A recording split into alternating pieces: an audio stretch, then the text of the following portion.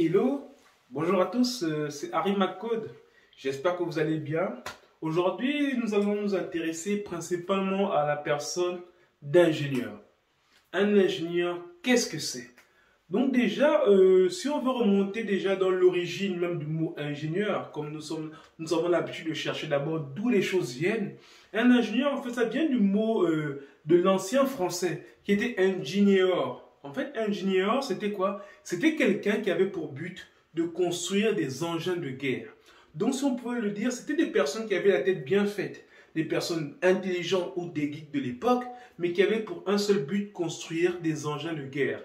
Donc des engins performants qui vont tuer le plus grand nombre de personnes, qui vont faire le plus grand nombre de catastrophes. Donc, c'était ce genre de personnes. Mais une fois les guerres passées, on se retrouve à reconstruire maintenant le pays ou la terre, et donc avec tous les dégâts ou les dommages qui ont été causés, il faut maintenant reconstruire tout le reste.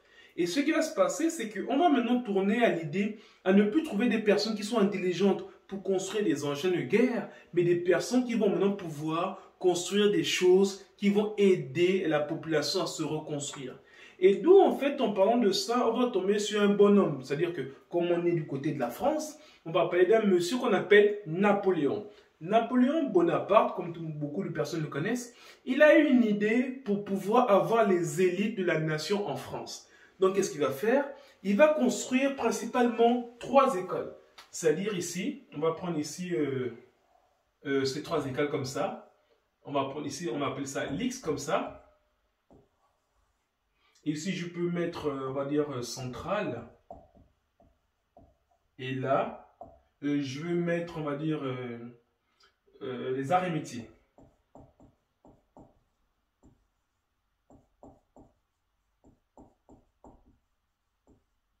Donc ici, en fait, voilà les 3 écoles qu'il va avoir cette idée, en fait, c'est-à-dire de faire le lien entre ces 3 écoles. Parce qu'il y avait un but principal, comme il fallait prendre des élites de la nation, des personnes très intelligentes, maintenant pour rebâtir dans tous les domaines, que ce soit dans la construction, que ce soit dans l'alimentation, que ce soit dans on va dire la métallurgie, dans l'aviation, ou bien dans le textile, dans tous les domaines possibles, il faudrait des personnes du même type. Maintenant, ce sera plus ingénieur, mais ce sera ingénieur. Mais pour avoir ces ingénieurs, l'idée est venue d'abord principalement de ces 3 écoles, dans le sens où le but, c'était d'abord l'X. En fait, il fallait passer par une sorte de prépa. C'est-à-dire ce qu'on appelle le on appelle ça CPGE. Ça veut dire classe prépa aux grandes écoles. Donc, en fait, les grandes écoles, c'était ce type-là. C'est-à-dire principalement ces 3 écoles. Après, ça va se multiplier par la suite. Mais c'était principalement l'X. C'est-à-dire que les élèves qui vont sortir de ces écoles, on va dire de cette prépa, bien de ces prépas vont être dirigés sur ces 3 écoles. Soit centrale, soit qu'on appelle centrale Supélec, soit l'X qu'on appelle Polytechnique, ou bien soit les arts et métiers qu'on appelle aussi l'ENSAM. Et donc à la sortie de CPGE, ce qu'il faudra faire, c'est orienter ces élèves en fonction de certains concours. Donc ils vont passer des concours, et les concours vont être des filtres pour pouvoir ressortir les élèves chacun dans son domaine. Et pourquoi ces 3 écoles principalement? Parce que l'idée était ingénieuse. C'est-à-dire, dans le lot d'élèves, les concours vont séparer 3 catégories de personnes. La première catégorie, ce sont les personnes qui sont en griffe, ce qu'on appelle des génies. Des génies, c'est les personnes dont la réflexion est un peu au-delà de la normale. Donc, en sortant de ces prépas, les génies iront à X. C'est-à-dire, c'est ceux qui sont donc de façon naturelle, qui sont hors normes. Donc, ils vont directement à l'X. Ensuite, il y a maintenant, au niveau des arts de centrale, ce sont des personnes qui sont très intelligentes, mais qui peuvent aussi expliquer simplement les choses. Donc, il y a un concept qui peut être difficile à comprendre, mais il va nous l'expliquer simplement. C'est ce qu'on appelle les centraliens. Ensuite, il y a les arts et métiers. Le but de ces personnes-là, ils sont aussi très intelligents, comme tous ceux qui sortent de prépa d'ailleurs, mais le but des personnes des arts et métiers, c'est de pouvoir mettre en application une conception, c'est-à-dire une idée est mise en application, et ensuite une idée qui est mise en place, eux ils vont réaliser ou bien matérialiser l'idée. Et donc maintenant, comment ces 3 écoles vont fonctionner ensemble? Les personnes là, ils auront l'idée. Ceux-là, ils auront l'idée. Ceux-là vont comprendre l'idée des gens de X, Ils vont comprendre l'idée et ils vont l'expliquer simplement aux gens des arts et métiers. Eux, ils vont la construire. Donc, ça veut dire que si ils ont une idée, par exemple, je veux prendre une idée simple. Pourquoi la poste est jaune? On pourra faire dans une autre vidéo. Pourquoi la poste est jaune? Ça vient de là.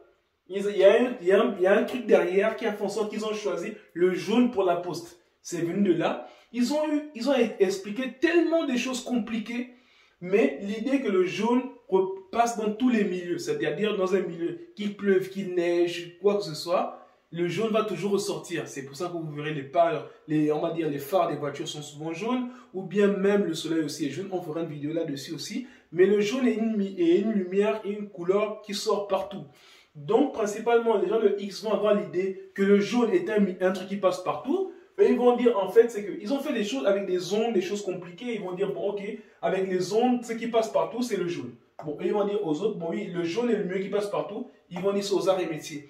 Eux, ils vont comprendre le concept qui est très difficile de l'idée. Ensuite, eux, ils vont l'apprendre. Ils vont dire juste, la couleur qui passe partout, c'est le jaune. Donc, ce qu'il faudrait fabriquer, c'est le jaune. Donc, le lien entre ces trois écoles, c'est eux qui ont l'idée. Eux, ils sont très intelligents pour comprendre l'idée de ceux-là, mais ils vont expliquer simplement à ceux-là. Et ceux-là, ils vont juste mettre en application ou bien en exécution l'idée qui a été émise par ceux-là. Donc, c'est comme ça que ça a fonctionné au niveau des CPGE. Et donc, celui qui a fait ça, c'est Napoléon qui a permis de pouvoir que ça sorte comme ça. Donc, c'est principalement ça le but d'un ingénieur. Et donc, aujourd'hui, maintenant, qu'est-ce que le parcours pour devenir ingénieur? Généralement, on nous dit qu'il faut faire une série scientifique, ça veut dire après la troisième. Il y en a des pays qui commencent, on va dire, à partir de la seconde S. Comme principalement l'ancien programme français, ça commence en seconde S. Mais ici en France, ça commence en première S.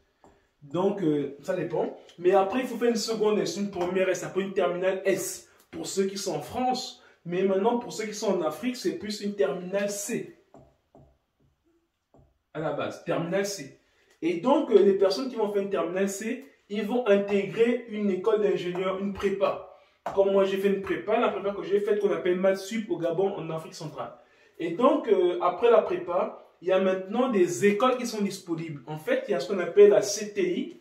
La CTI, en fait, c'est on va dire, c'est comme une entreprise, en fait, ce sont un organisme qui dit si une école est éligible à délivrer un titre d'ingénieur ou pas. Donc, ce sont eux qui listent les écoles, comme on appelle, c'est-à-dire que c'est eux qui vont permettre de dire si telle école est disponible pour pouvoir donner, on va dire, donner un titre d'ingénieur. C'est ce qu'on appelle la commission des titres d'ingénieur. Et voilà principalement un peu le parcours. Donc après la terminale C, on intègre une prépa, après on intègre plusieurs écoles. Bon, ça c'était avant. Aujourd'hui, on a tellement d'écoles maintenant, mais l'idée était là, que Napoléon a eu derrière. Et ensuite, maintenant, moi, en faisant ce parcours, je suis tombé maintenant à devenir ingénieur télécom et traitement de signal. Donc, on peut dire un peu à peu près c'est quoi un ingénieur télécom traitement de signal. Bon, je peux juste donner une idée d'un projet qu'on m'a demandé de faire sur ça. C'est-à-dire que on m'a demandé, voilà, par exemple, toute une ville, il y a des antennes partout. Des antennes relais qui donnent le signal, ainsi de suite, voilà, qui donnent la connexion. Mais souvent, il y a des antennes qui sont trop proches, d'autres qui sont trop loin. Donc, on m'a demandé comment, si je peux faire de façon simple, expliquer de façon simple, comment, en fait, ici, il peut y avoir trop d'antennes. Je prends l'exemple ici, dans une ville, il peut y avoir trop d'antennes. Et là, le nombre il est tellement grand qu'on va se dire, mais on perd de l'argent. Donc, le but était de savoir comment on peut mettre le moins d'antennes possible pour couvrir tout cet espace. Là, supposons qu'il y en a peut-être 30. Et là, c'en est trop, par exemple. Tandis qu'on demande comment mettre moins d'antennes, mais pour que les gens ne manquent pas de connexion. Donc, c'est-à-dire, au lieu de mettre, par exemple, une antenne, on peut enlever ces trois antennes-là et mettre une antenne au milieu. Donc, on a mis deux antennes de côté. Et ainsi de suite, donc faire ça dans tout l'endroit pour enlever les antennes qui sont inutiles, pour mettre une antenne à un endroit stratégique afin que tout le monde puisse avoir la connexion. Donc, ça, c'était un des projets que j'ai eu. Et après ça, j'ai fait une deuxième école d'ingénieur où je suis devenu maintenant ingénieur informatique ou ingénieur logiciel, où il fallait maintenant pour créer des sites internet, des applications mobiles et développer des logiciels. Donc voilà un peu le parcours que j'ai pu faire, mais de savoir que un ingénieur, c'est quelqu'un qui amène des idées. C'est pas juste quelqu'un qui va venir avec des techniques déjà préfaites, non. Il vient il amène des idées, il vient résoudre dans un milieu dans lequel il se trouve. Parce que si on prend un ingénieur en Europe, un ingénieur en Amérique ou un ingénieur en Afrique, ce n'est pas pareil parce qu'il y en a d'autres, ils ont des conditions météorologiques. Par exemple, il y en a qui ont le problème avec l'hiver. Si c'est l'hiver, il faut trouver une solution pendant l'hiver. D'autres, ça peut être la saison de pluie en Afrique ou de grande saison. Il faut trouver. Donc, en fait, l'ingénieur doit s'adapter au terrain dans lequel il se trouve et il doit trouver des idées et les apporter pour pouvoir résoudre le problème. C'est pas juste quelqu'un qui vient et puis qui trouve des solutions, forcément non. Mais il est d'abord dans un milieu, il comprend le milieu, comment ça fonctionne et il trouve les meilleurs outils pour pouvoir résoudre ce problème dans ce milieu-là. C'est pour ça qu'on est un ingénieur, c'est quelqu'un aussi d'abord de rationnel. Donc voilà un peu en bref ce qu'on peut dire sur un ingénieur. Donc en gros, un ingénieur c'était au départ quelqu'un qui construisait des machines de guerre. Aujourd'hui c'est quelqu'un qui apporte des idées pour résoudre un problème. Mais là c'était l'ancien parcours. Aujourd'hui c'est évolué maintenant. Pour souvent il y a des personnes même en Master 2. En Master 2 il peut devenir ingénieur. Donc en fait aujourd'hui ça a changé. Mais au départ c'était comme ça. On va dire que c'était l'unique voie pour devenir ingénieur. Aujourd'hui, il y a plusieurs voies maintenant pour devenir ingénieur, mais globalement, c'est ça. Et si vous avez des questions ou s'il y a des choses que je n'ai pas bien abordées ou je suis allé un peu trop vite, n'hésitez pas à en mettre en commentaire. Soit je ferai une autre vidéo, soit j'expliquerai un peu plus ce qu'est un ingénieur. Merci.